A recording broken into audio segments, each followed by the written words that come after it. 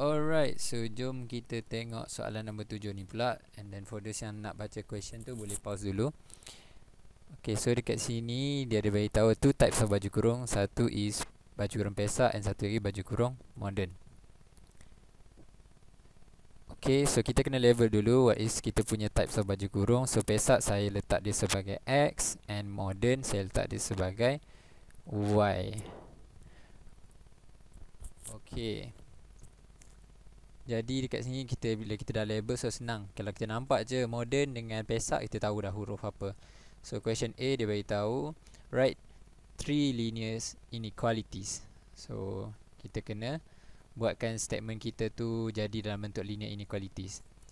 Alright, so for number 1 dia cakap dekat sini total number of baju kurung is at most 40 pairs.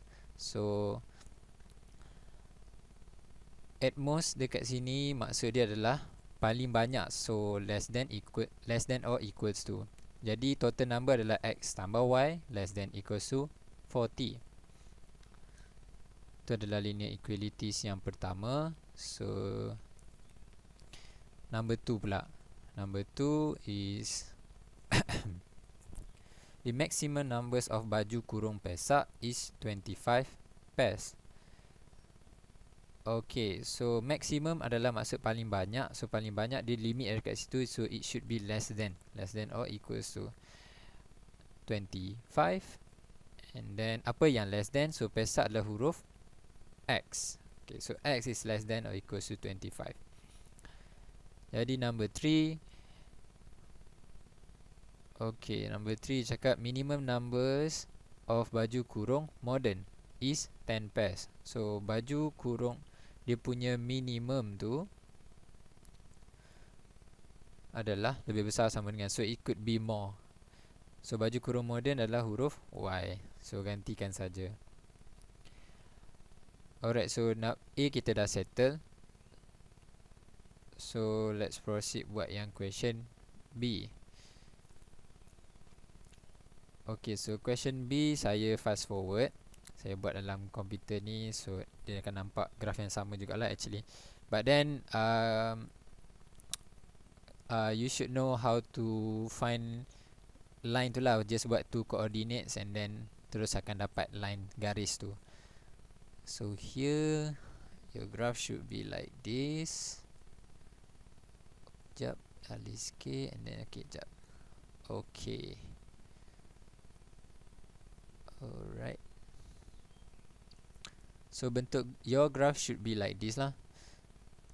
So then kita kena pasti which line yang represent kita punya equation. So graph kita yang sekejap just sikit. Okay, saya padam dulu yang ini.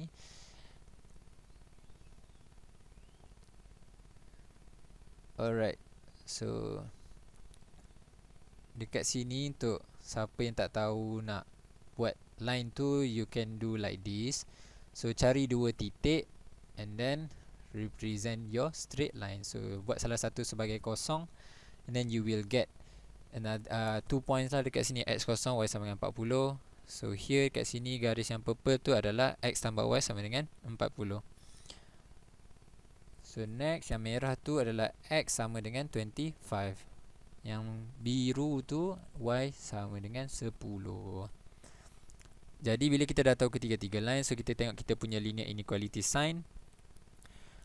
So dekat sini yang garis tu less than equals to. So kalau less than equals to, maksudnya dia ke bawah. So tanda dia pergi ke bawah. Kawasan yang dia nak shaded tu ke bawah. So yang X ni dia less than juga, so dia ke kiri. And then yang Y ni dia ke atas. Jadi kita tengok point kawasan yang ketiga-tiga yang ada arrow tu adalah di kawasan tengah. So your shaded area should be here lah. Okay, so this is your shaded area. So for those two tu kita limitkan tak payah tulis lah. And then kita punya area pun that area sahaja. So basically question B kita dah siap. And then let's move to question C. So dia kata kat sini determine the minimum and maximum numbers of baju kurung moden yang boleh dijahit jika bilangan baju kurung pesak ialah 10. So apa yang kita nak kena buat dekat sini adalah baju kurung pesak sama dengan X kan. So kita tahu dia kata X dekat situ sama dengan 10.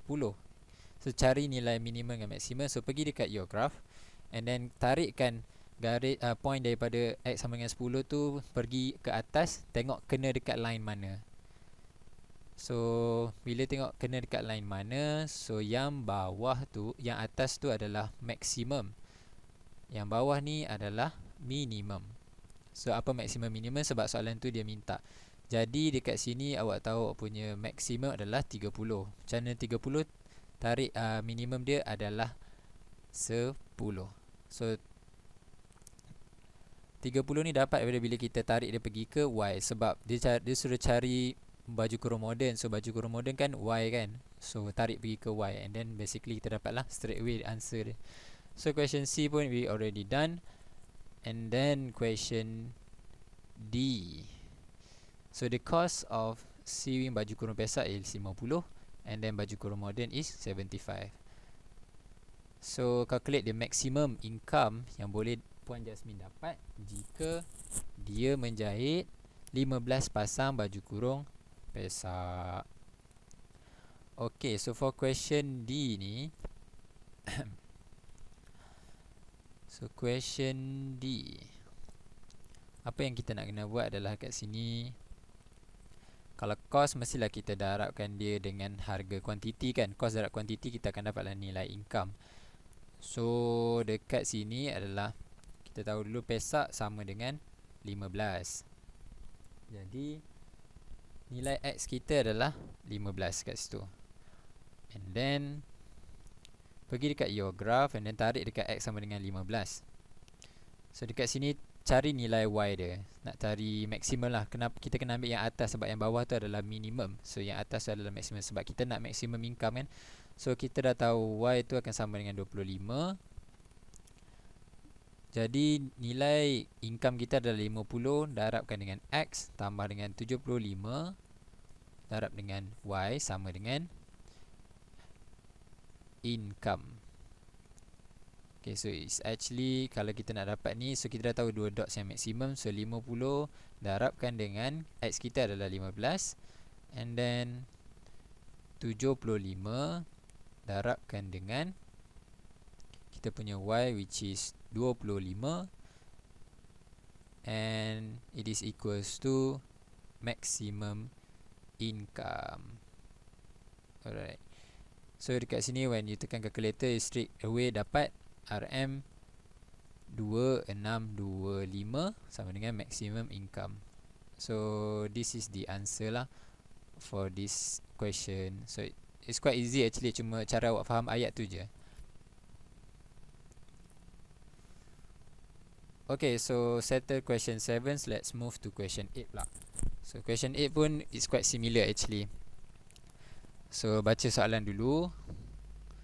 So dia ada X meter of batik cloth daripada supplier X and Y meter batik cloth daripada supplier Y. So dekat sini dia kata total length of batik cloth purchase is at most 1000 meter. And then satu lagi ayat dia kata batik cloth supplied by supplier Y is at least half of the supplied by supplier X. So question A dia minta kita buat linear inequalities. So daripada mana kita nak dapat linear inequalities tu?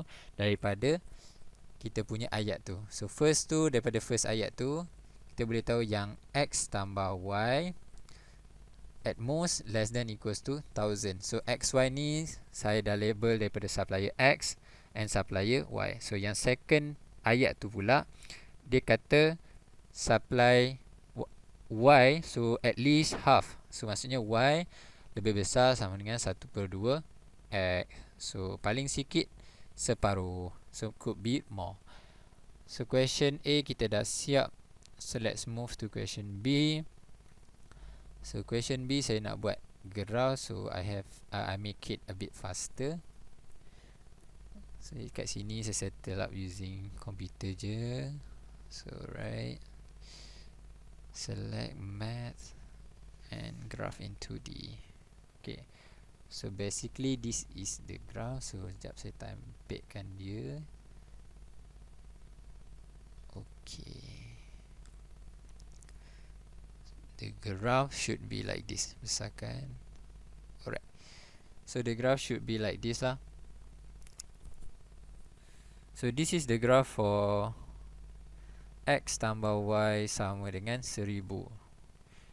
And then yang merah ni adalah graph untuk Y sama dengan 1/2 X. So dekat graph ni awak tak tulis inequality tu tak apa. So kalau tulis sama dengan pun still betul, tak ada masalah. So kita nak cari kawasan shaded. So kat sini kawasan shaded yang kita nak kena tahu dulu. So first tengok kita punya inequality sign. So kat sini less than equals to, maksudnya dia ke bawah. So yang ni greater than, so dia ke atas. Jadi itulah kawasan yang kita kena lorek. So make sure Y tu dia kena single lah. Kalau ada number kat depan, kita kena pindahkan.